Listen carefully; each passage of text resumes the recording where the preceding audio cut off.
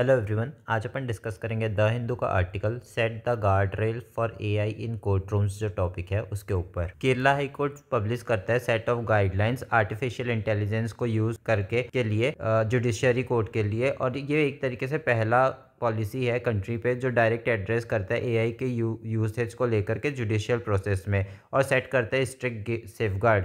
AI tools है वो help करता है डॉक्यूमेंट ट्रांसलेशन के लिए, डिफेक्ट आइडेंटिफिकेशन जो फाइलिंग्स में होते हैं उसके ऊपर, और ये एक तरीके से बहुत एफिशिएंसी और इम्प्रूव बढ़ा सकता है कोर्ट का। और ये काफ़ी अट्रैक्टिव इंसेंटिव्स है कोर्ट सिस्टम्स के लिए, जो 5 करोड़ पेंडिंग केसेस है कोर्ट में, इसलिए ये काफ़ी अट्रैक्टिव बन जाता है। बट इसमें कुछ प्रॉब्लम्स हैं, देयर आर इशूज़ जो टॉपिक है उसके ऊपर देखते हैं। एआई इनेबल्ड ट्रांसलेशन और ट्रांसक्रिप्शन जो है वो बिना रिस्क के नहीं है। एक फ़नी सा एग्जांपल देते हैं। सुप्रीम कोर्ट ऑफ इंडिया जज जो है रिपोर्ट करते हैं कि ट्रांसलेशन ऑफ लीव ग्रांटेड करके जो एआई से किए थे उसको छुट्टी स्वीकार करके माना गया एआई के द्वारा।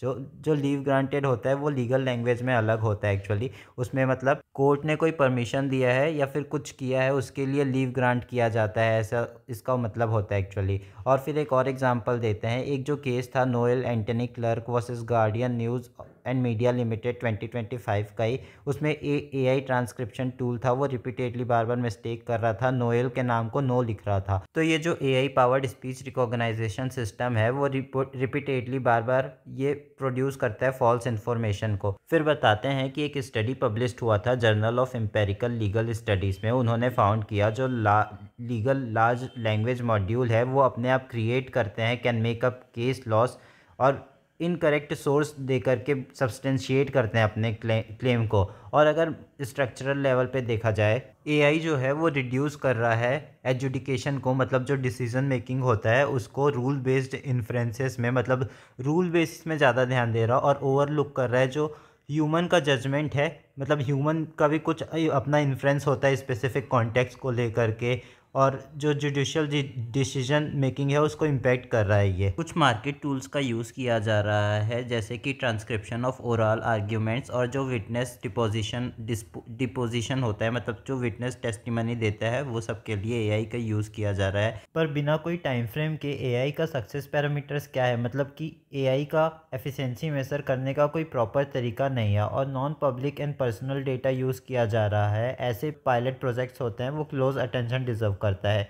एआई टूल्स जो यूज़ किया जा रहा है उससे कोड डिपेंडेंट हो रहा है, जबकि अभी कोई प्रॉपर सस्टेनेबल एडॉप्शन हुआ नहीं है एआई का। एंड न्यू टेक्नोलॉजीज डिमांड करते हैं इसेंशियल इंफ्रास्ट्रक्चर जैसे कि इंटरनेट, हार्डवेयर, बाकी सब भी। अगर एआई का एडॉप्शन केयरफुली होता है तो भी कोड्स ऐसे डिज़ाइन नहीं है जिससे रिस्क को मैनेज किया जा सके। अगर कोई एथिकल और लीगल रिस्क आ जाए तो ह्यूमन के चेक एंड बैलेंस है, जिससे मैनुअल वेटिंग, मतलब कि क्रिटिकल एग्जामिनेशन जो होता है, मैनुअल वेटिंग का मतलब होता है इसमें एआई जो जजमेंट दिया होता है उसको रिटायर्ड जजेस के द्वारा जज किया जाता है। एआई लर्न करता है अवेलेबल डेटा से, पर पॉसिबिलिटी ऑफ एरर है। अगर कुछ न्यू इन्फॉर्मेशन को इनकाउंटर कर ले एआई तो स्कॉलर्स जो है नोट करते हैं हेलुसिनेशन।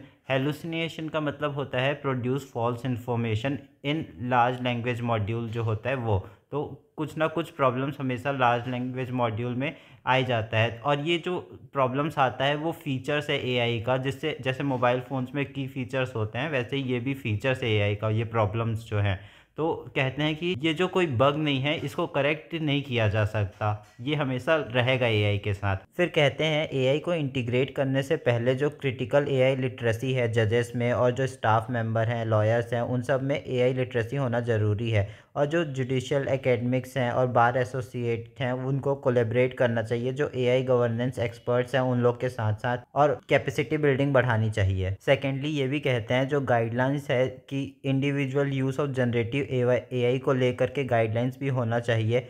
और अगर कोई जजमेंट दिया जा रहा है एआई यूज़ करके, एजुडिकेशन दिया जा रहा है, और जो लिटिगेंट्स हैं उनको भी राइट टू बी इन्फॉर्म्ड होना चाहिए। अगर एआई का यूज़ किया गया है तो उनको पता होना चाहिए एआई यूज़ किया गया है। थर्डली ऑथर ये भी कहते हैं कोड को अडॉप्ट करने की ज़रूरत है स्टैंडर्डाइज प्रोक्योरमेंट गाइडलाइन, जिससे एआई सिस्टम की रिलायबिलिटी एंड सुटेबिलिटी इवेल्युएट किया जा सके। फिर ऑथर एक vision document for phase 3 of E codes project के बारे में बात करते हैं। उसमें एक्नॉलेज किया गया कि एक टेक्नोलॉजी ऑफिस की ज़रूरत है जो कोड को गाइड कर सके। ऐसे सपोर्ट सिस्टम जो एड एंड असिस्ट करे डिसीजन मेकिंग में एआई के यूज़ एंड एडॉप्शन को लेकर, एक तरीके से हेल्प करेगा ओवरकम करने के लिए जो गैप्स हैं उसको। और कोड जैसे जैसे मूव कर रहा है एआई एडॉप्शन के लिए, ये ज़रूरी है कि अल्टीमेट पर्पस जस्टिस सर्व करने का है एआई का। और एआई ज़रूरी है एफिशिएंट कोड सिस्टम के लिए, पर ये बात भी ध्यान रखने वाली है, reasoning and human decision making heart है एजुडिकरी प्रोसेस का। बस इतना ही था आज के आर्टिकल पे। अगर अच्छे से समझ में आया होगा तो लाइक शेयर सब्सक्राइब करना और मुझे रिव्यू देना जो भी अच्छा लग रहा होगा, या इनफैक्ट कुछ समझ में नहीं आ रहा होगा तो मुझे बताना, सो दैट मैं इम्प्रूव कर सकूँ उस चीज़ों पे।